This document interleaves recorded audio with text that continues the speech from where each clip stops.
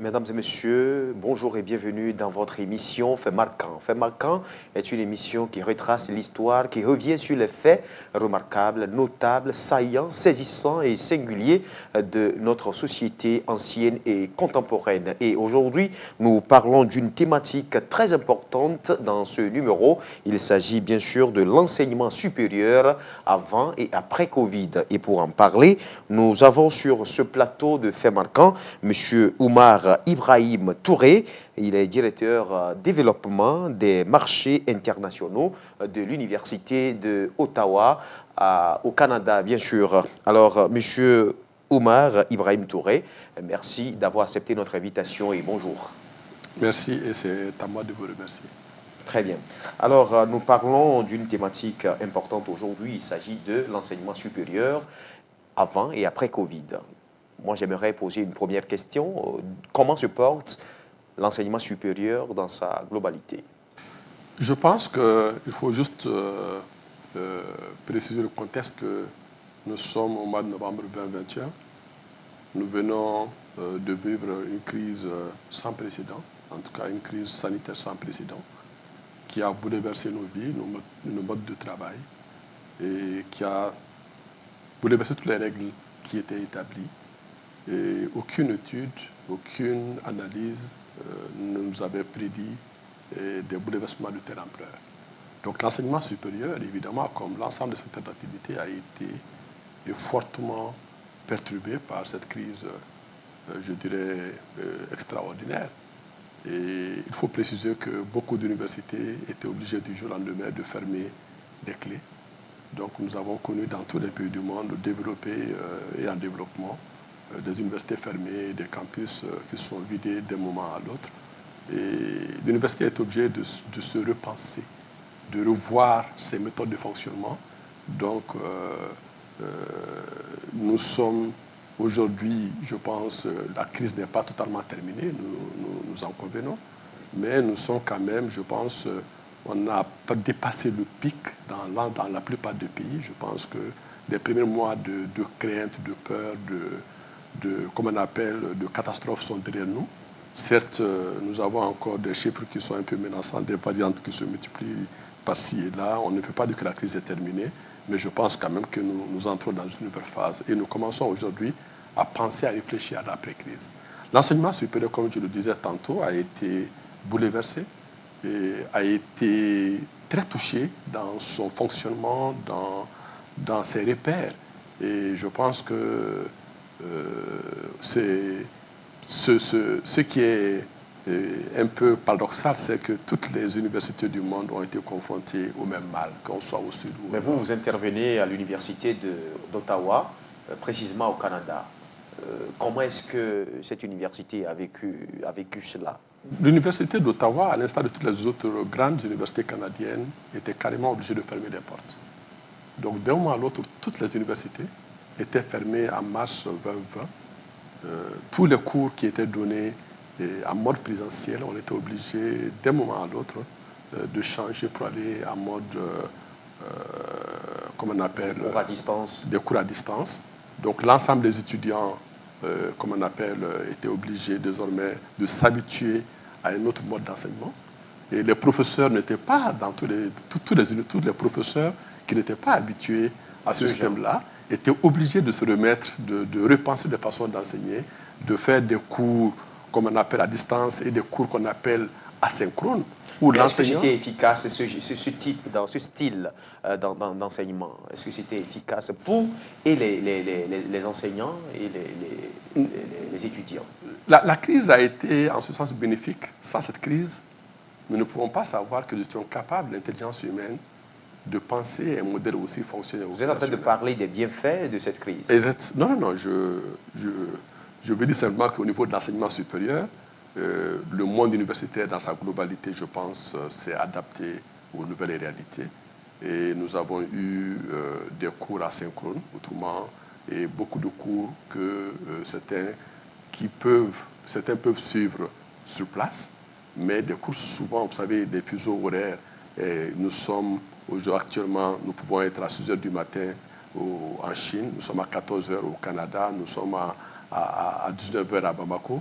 Bref, nous avons pensé, réfléchi, mis en place des méthodes qui permettent aux étudiants, certains de suivre en direct, mais d'autres aussi d'avoir des cours enregistrés. Et les étudiants avaient la possibilité de venir revoir le cours, de poser des questions par écrit. Et en fait, toutes les grandes universités ont pu mettre en place des technologies qui ont permis aux étudiants de suivre les cours non seulement en direct, mais aussi des cours enregistrés, et de créer des outils, un système d'information adapté qui permettent réellement, je pense, de s'adapter aux nouvelles ères et aux nouvelles contextes. Donc, je pense que sur ce plan, la plupart des grandes universités au monde qui ont été touchées de cœur, les 2 premières semaines, les 3 premières semaines ont été une cacophonie, je vous le dis, dans toutes les grandes universités du monde. Mais après, les universités, par essence, se sont réorganisées, se sont adaptées à ce nouveau système. Et ce qui est beau à voir, c'est qu'un étudiant qui est à Bamako aujourd'hui peut suivre des cours à Washington, peut suivre des cours à Paris en direct et a accès aux mêmes sources d'informations, aux mêmes contenus, aux mêmes richesses, et, comme on appelle, ceux qui sont sur place. Que ceux qui sont sur place. Donc je pense qu'en ce sens, le savoir n'a jamais été aussi diffus, le savoir n'a jamais été aussi accessible. Et je pense que s'il y a, comme on appelle, des adaptations qui sont faites, s'il y a des changements qui ont été portés après le Covid, c'est vraiment, je pense pour moi, l'intelligence et l'adaptabilité des modes d'enseignement qui a été pour moi un grand succès au niveau universel. Alors, comment est-ce que en tout cas, nous avons déjà parlé de comment est-ce que les universités ont traversé cette période de Covid assez dure, les cours à distance qui n'étaient pas aussi préparés, où les enseignants et les étudiants n'étaient pas préparés vraiment à cela. Mais quel était le rôle des gouvernants? Vous savez, dans ces systèmes-là, les gouvernants nous donnent, je pense, l'arsenal juridique. L'arsenal juridique nous donne souvent des accompagnements parce que l'État est un État organisateur, est un État qui veille au fonctionnement global. Donc, dans tous les pays du monde, je pense que les gouvernements ont fait énormément d'efforts pour adapter les outils et permettre aux universités de faire face. Donc, l'État, de façon globale, c'est le côté législatif, c'est le soutien économique. Dans les pays développés, l'État a énormément soutenu les universités. Et je pense, et même les employés, tous les employés des universités et des autres secteurs d'activité qui travaillaient tous les jours au bureau, on a pensé, on a mis en place des méthodes de télétravail. Donc vous voyez que c'est l'État qui met en place ces mesures, les mesures sanitaires, les mesures d'accompagnement, les mesures économiques. Et je pense qu'à travers tous ces pays-là, il y a eu un soutien massif des États qui a permis, je pense, aux universités de pouvoir faire face parce que, je vous le dis, la crise a eu des conséquences économiques néfastes sur toutes les économies du monde parce que du matin au soir, tout était fermé. Et je pense que ça va jouer sur la capacité des familles à financer, ça va jouer sur le porte-monnaie des uns et des autres. Et je pense qu'il a fallu que l'État intervienne, que l'État joue ce rôle-là d'intervenir, de soutenir, d'accompagner. Et même les étudiants qui étaient en difficulté souvent, il y a eu dans beaucoup de pays, il y a eu des programmes pour venir en aide à ces populations.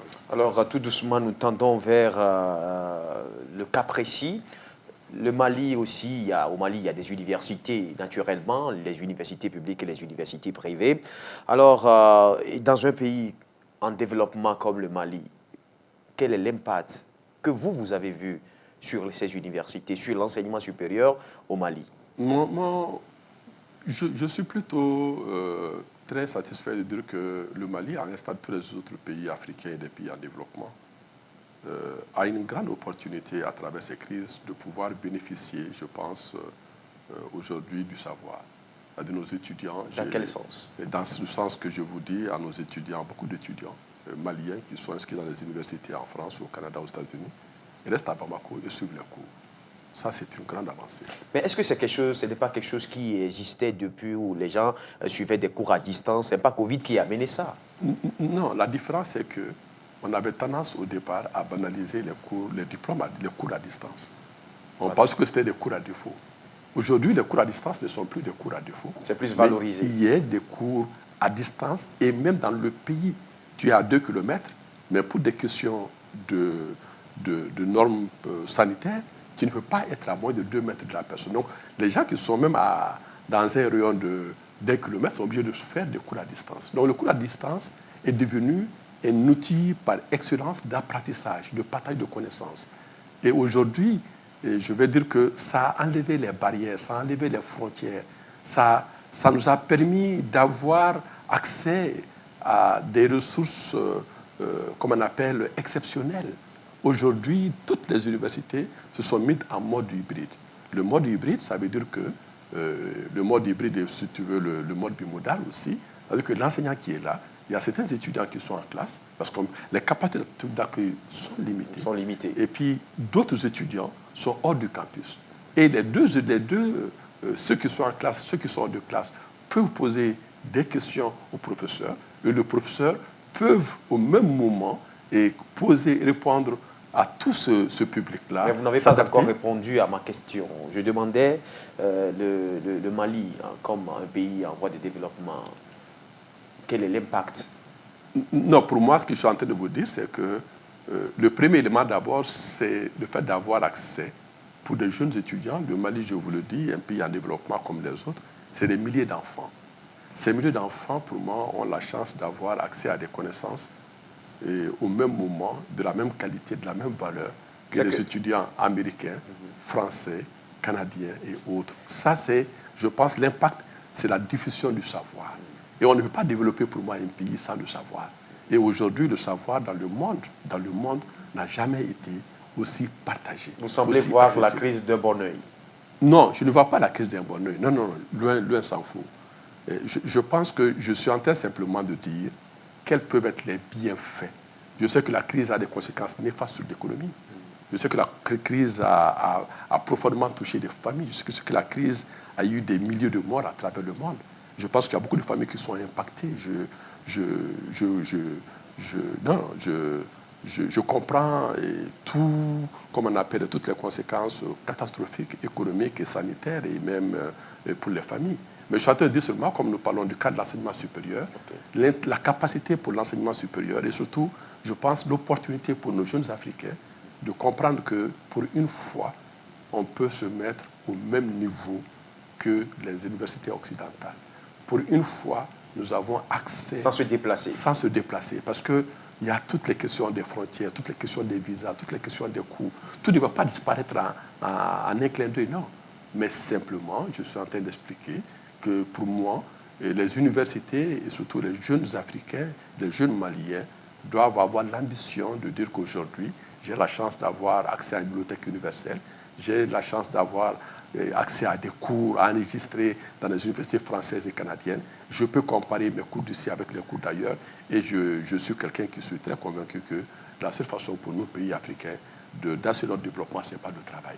Donc j'essaie d'être positif et d'encourager nos jeunes à dire qu'aujourd'hui le savoir est très accessible et ceux qui veulent peuvent réussir. Voilà, pour le style cours à distance, nous savons nous avons besoin d'une connexion Internet. Croyez-vous que nos pays, et précisément le Mali, la connexion est suffisamment bonne pour accéder à ces cours qui sont enregistrés, ces cours à distance? Je suis à Bamako depuis quelques jours et puis je travaille à distance. Tous les jours, je fais 6-7 heures de distance. Et je vous dis de façon très sincère... Et vous n'êtes pas déçu par la connexion? Non, je vous dis que j'ai fait beaucoup de pays à travers le monde. Et je pense qu'aujourd'hui, nous avons des conditions acceptables pour travailler. Oui, tout à fait, objectivement. Nous avons la connexion acceptable pour travailler. Alors, mesdames et messieurs, nous sommes dans l'émission Fait marquant, qui revient sur des faits notables, saillants, saisissants et singuliers de la société ancienne et contemporaine. Et aujourd'hui, nous parlons d'une thématique très importante. Il s'agit de l'enseignement supérieur avant et après Covid. Nous avons M. Oumar Ibrahim, Touré, qui est directeur développement des marchés internationaux de l'Université d'Ottawa au Canada. Alors, Monsieur Ibrahim Touré, Monsieur Oumar Ibrahim Touré, je vais préciser cela. Alors, il y a dans certaines universités des filières qui sont aussi en inadéquation avec le marché de l'emploi, la vie professionnelle. Si vous prenez par exemple le département d'anthropologie, pour nos pays africains. C'est juste un exemple, je ne fais pas de fixation sur ce département, mais c'est juste un exemple que je prends, le département d'archéologie par exemple, qui sont aujourd'hui en adéquation avec le marché de l'emploi. Qu'est-ce que nous devons faire? Je pense que faisons attention à beaucoup d'analyses d'experts, parce que nous avons eu dans nos pays des anthropologues et des archéologues qui ont été présidents de la République. Donc c'est pour ça que je dis je ne fais pas de fixation. Donc faites attention, parce que souvent pour être président de la République, il faut faire des séries de ce genre. Non, pour venir très sérieusement, je pense que le monde a dépassé aujourd'hui le diplôme. Pour moi, je le dis et je le répète à beaucoup de mes jeunes étudiants, n'est qu'un papier. En vous regardant en face, je ne sais pas quel diplôme vous avez, mais je sais que vous avez une compétence. Je sais que vous maîtrisez votre travail. Je sais que vous avez le verbe, le vocabulaire pour, comme on appelle, animer vos émotions. Et c'est ce qui est important pour moi. Et aujourd'hui, ce que je suis en train de dire simplement, c'est que nos jeunes étudiants, dans n'importe quelle filière, le plus important, c'est quelle est leur compétence. Qu'est-ce qu'ils veulent faire? Mais est-ce que c'est ce que l'employeur aussi recherche? Mais l'employeur cherche d'abord, aujourd'hui, j'ai la chance de pouvoir comparer plusieurs systèmes éducatifs et plusieurs sociétés. Et aujourd'hui, l'entreprise a besoin de compétences.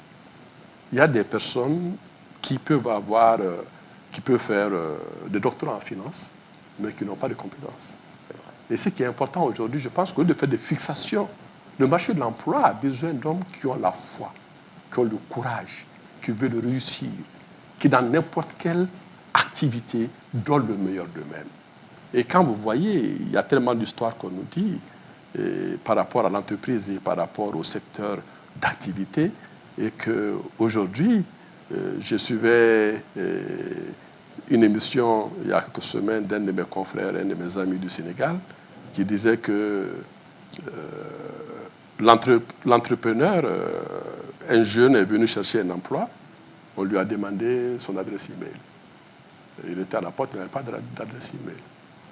Donc on lui a dit, mais on ne peut pas te prendre parce que tu n'as pas d'adresse email. Et ce monsieur qui était devant la porte, qui n'a pas d'adresse email, si après il est parti, il est devenu un entrepreneur un des plus grands hommes d'affaires de son pays, et il a employé des gens qui avaient des adresses email. Parce que s'il avait des adresses email, il allait devenir un employé. Donc vous voyez que souvent, il y a des gens qui n'ont jamais été à l'école, mais qui ont des compétences, qui ont du courage, qui ont de la valeur, qui sont des personnes honnêtes. Mais ces gens-là ne sont pas moins importants que nous. Donc pour nous, aujourd'hui, n'oubliez jamais en Afrique que c'est une minorité qui a accès à ces diplômes, à ces papiers, que nous avons une majorité d'hommes et de femmes qui n'ont pas eu la chance d'aller à l'école. Et ces gens-là ont souvent des compétences. On doit les encourager, on doit les pousser. Quelle qu'en soit la filière, quel qu'en soit, je pense, le chemin parcouru, il faut être brillant dans ton chemin. Et c'est ce message-là, au lieu de chaque fois nous poser la question par rapport aux handicaps, par rapport à nos insuffisances, regardons ce que nous avons de positif. Regardons ce que nous pourrons tirer de chaque être humain. Regardons la valeur de chacun, de ce maçon, de cet ouvrier. Ce sont des personnes qui sont importantes. Au-delà de ça, la réalité est certaine et visible sur le terrain. Il y a chaque année des milliers de diplômés qui sortent dans les universités publiques, mais qui deviennent chômeurs à cause de l'inadéquation de la filière et ce qui est présent sur le marché de l'emploi. Oui, mais simplement, j'aurais aimé sortir, comme on appelle, de cette analyse stéréotypée. Vraiment pour vous dire que pour moi, mon message pour les jeunes et surtout pour les diplômés, c'est dire que quand vous avez 20 ans, vous pouvez faire vos rêves, vous pouvez accomplir vos rêves. Vos rêves, souvent, ce n'est pas forcément souvent même la formation que vous avez suivie. Ça, c'est vrai. Donc, moi, je vois aujourd'hui, avec mon parcours, je vois la vie en termes d'opportunités. Et c'est l'homme qui se crée des opportunités. Et ce mode-là, c'est le courage, c'est le talent, c'est la force, c'est l'abnégation. Et on ne peut pas accomplir des rêves, on ne peut pas accomplir des belles choses seulement avec un papier. On en a besoin de plus que le papier. Et il y a beaucoup de jeunes, aujourd'hui, diplômés de l'université publique, qui ont eu des postes extrêmement importants, qui ont créé des entreprises, qui ont commencé à faire des métiers informels, qui sont des maçons, qui sont des manœuvres. C'est eux que j'apprécie et c'est eux que je salue. Parce que c'est eux qui sont, pour moi, l'incarnation du courage. Oui. Et je pense que L'idée, c'est de dire, pour moi, il n'y a pas de... Je disais, quand je rencontre beaucoup d'étudiants à travers les pays, je dis, le fait que tes parents n'aient pas les moyens de t'envoyer dans une université, ce n'est pas une honte. Ce qui est une honte, c'est que toi, tu ne puisses pas avoir une ambition, te battre avec les moyens que tu as. Et les moyens, c'est nous qui nous le donnons. Et un jeune diplômé de 20 ans, il a toute la vie devant lui. Il doit se battre, il ne doit jamais se décourager. C'est pas, je pense, beaucoup de jeunes viennent me voir, je vais étudier au Canada, je vais aller en France. Mais la France et le Canada ne sont pas forcément l'Eldorado. Il y a beaucoup de jeunes, de personnes, d'hommes et de femmes comme vous, qui étudient ici, qui terminent, qui êtes brillants, qui allez réussir, qui allez partir en France, au Canada, faire des conférences et employer des Français et des Canadiens. Ouais. Il faut que nous commençons à faire confiance en nous-mêmes, à nos talents, à nos façons de faire. Il faut que nous avons tellement de choses positives que nous sous-évaluons. Nous sommes dans le pessimisme africain. Et aujourd'hui, pour moi, nous avons une génération qui est tellement vaillante que mon message, je vois tellement de parents, je rencontre tellement de personnes par mon métier, et que chaque fois, c'est de leur dire, ne forcez pas vos enfants à aller dans des filières parce que vous voulez qu'ils soient dans ça. Il y a beaucoup de parents qui pensent qu'il faut que mon enfant soit ingénieur, il faut que mon enfant soit communicateur. Ce n'est pas le rêve de l'enfant, c'est le rêve du parent. Et moi, je veux qu'on laisse les enfants rêver. Je veux qu'on laisse les enfants exploiter leurs forces. Un enfant qui est bien, qui veut faire sociologie, qu'il fasse sociologie. Bon, peut-être que le parent aussi veut du bien pour son enfant. Il veut qu'il devienne quelque chose parce que l'enfant est l'héritage de la famille, l'enfant est l'héritage des parents. Mon cher, la plus belle façon d'aider l'enfant à jouer son rôle, c'est de l'aider là où il est bon. Oui. Et souvent, malheureusement, nous sommes tous des parents et nous pensons que l'enfant doit être dans un cadre que nous avons déjà tracé. Nous sommes en 2021. On ne connaît pas la réalité de 2030. On ne connaît pas la réalité de 2040. Laissons chaque enfant. Poussons-le là où il est bon. Encourageons-le. Mettons-le sur le bon chemin. C'est vrai, chacun veut le bien pour son enfant. Mais ne voulons pas aujourd'hui, ce que j'essaie simplement de dire, c'est que nous pensons que l'enfant doit suivre le chemin que nous croyons bon. L'enfant doit suivre les programmes que nous avons déjà préconisés, que nous avons déjà tracés. Nous sommes tous des parents et ça nous arrive tous d'avoir cette pensée-là. Et aujourd'hui, le message est important, au-delà du message universitaire duquel nous parlons, c'est de dire sincèrement que la meilleure façon, je pense, aujourd'hui, d'aborder ces questions, c'est de dire le métier que mon enfant veut, je le soutiens, je le pousse, je l'encadre pour qu'il ait des compétences. Il y a des gens qui ont des bacs plus 15, des bacs plus 20, mais qui font des métiers qui n'ont pas besoin de diplôme et qui réussissent très bien. Et j'ai vu beaucoup de personnes. Le cas qui m'a le plus touché, c'est le cas du Cameroun. J'ai été dans une université, le promoteur n'a jamais fait d'école. Wow. L'une des universités privées. Il emploie des docteurs, il emploie des maîtrisards, il emploie tellement de diplômés. Et j'ai tout fait pour le voir. Malheureusement, je n'ai pas eu la chance de le voir. Mais je vous le dis en toute franchise, il n'a jamais fait d'école. Et pourtant, il est promoteur d'université privée. Wow. Donc, bref, n'ayons pas le complexe des filières, n'ayons pas le complexe des diplômes, ayons le complexe de l'honnêteté, ayons le complexe du bon travail, ayons le complexe d'aller chercher le savoir, ayons le complexe du courage. Et c'est comme ça, je pense, que nous pouvons élever le défi dans nos familles et dans notre pays. Très bien. Alors, les universités pratiquement ont rouvert, les activités ont repris. Quelle est cette nouvelle vie? Est-ce que la vie est redevenue normale ou bien il y a un petit changement même dans les cours en présentiel? Non, je pense que vous suivez l'actualité et je sais que vous êtes des hommes de médias et qu'aujourd'hui la crise n'est pas terminée. Pas totalement. Oui, exactement. Dans beaucoup de pays, on est encore en train de reconfiner, on est en train de prendre de nouvelles mesures. Je pense que nous, mon constat est qu'en Afrique, aujourd'hui, les choses se passent plutôt relativement bien. En tout cas, ce que je constate. Mais simplement, je dis que l'intelligence humaine va nous amener à nous adapter, quels qu'en soient les contextes. Et nous sommes tellement intelligents, les hommes, que quelle qu'en soit la crise, quelles qu'en soient les difficultés, nous allons trouver la solution. Aujourd'hui, je vous ai parlé des solutions hybrides. Je vous ai parlé des cours bimodales, je vous ai parlé des cours asynchrones et je vous ai parlé de cette opportunité pour les jeunes. Et je pense que les universités publiques comme les universités privées vont adapter leur arsenal, vont adapter leurs outils au nouveau contexte. Souvent, on a vu, comme on appelle, beaucoup de cas de cours à distance, on a vu des universités fermées pendant des semaines. En fonction de la situation, je pense que les universités, à l'instar des autres secteurs économiques, trouveront les solutions adéquates de mon point de vue. Alors, M. Oumar, nous tendons vers la fin de cette émission. Peut-être vous allez regarder la caméra et dire un mot aux étudiants qui nous regardent en ce moment. S'ils veulent étudier dans les universités, par exemple, du Canada, de la France, étant ici à Bamako, étant ici au Mali, qu'est-ce qu'ils doivent faire? Non, je pense que je vais plutôt, excusez-moi, mais un peu reformuler votre question.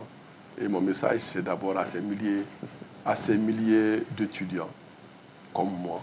Et je me vois à travers ces milliers d'étudiants. Et je leur dis, c'est bien souvent de rêver. C'est bien d'avoir la chance, l'opportunité d'aller étudier au Canada, en France, au Maroc, en Tunisie. Mais je regarde les jeunes en face. Il y a beaucoup d'étudiants qui vont en France, au Canada, au Maroc, en Tunisie, qui ne réussissent pas. Ne croyons pas que la réussite, c'est forcément à l'extérieur. Je dirais à ces jeunes, quand ils ont 18, 19, 20 ans, c'est d'être des bons jeunes, d'avoir des rêves, d'être ambitieux, de prendre chaque cours avec sérieux, d'essayer d'être des leaders de demain, d'essayer de tout faire pour faire chaque cours avec sérieux, avec honnêteté. Et même quand on veut aller aux universités occidentales, ce n'est pas combien tes parents gagnent qui est important pour les universités, c'est quelles sont tes notes dans tes matières de base. Donc pour moi, mon message, c'est un message de travail, c'est un message de rigueur, c'est un message de dire que si aujourd'hui à 20 ans, on n'est pas ambitieux, si à 20 ans, on n'a pas la volonté de réussir, si à 20 ans, on n'est pas révolté, si à 20 ans, on ne veut pas changer le monde, c'est que ça devient une catastrophe pour moi. Et je veux qu'à 20 ans, que nos jeunes rêvent, et c'est bien de rêver, et nous les encourageons à rêver. Très bien. Alors, Monsieur Oumar Ibrahim Touré, merci d'avoir accepté notre invitation. C'était un plaisir de partager ce moment avec vous. Je vous en prie, c'est moi qui vous remercie et vous encourage dans votre travail. Merci beaucoup. Alors, mesdames et messieurs, cette émission s'achève ici. Merci à vous de l'avoir suivi. C'était avec Monsieur Oumar Ibrahim Touré, directeur développement des marchés internationaux de l'Université d'Ottawa au Canada. Alors, à nous revoir la semaine prochaine pour d'autres aventures. D'ici là, prenez soin de vous, gardez-vous. Très bien, c'est Dieu qui reste fort.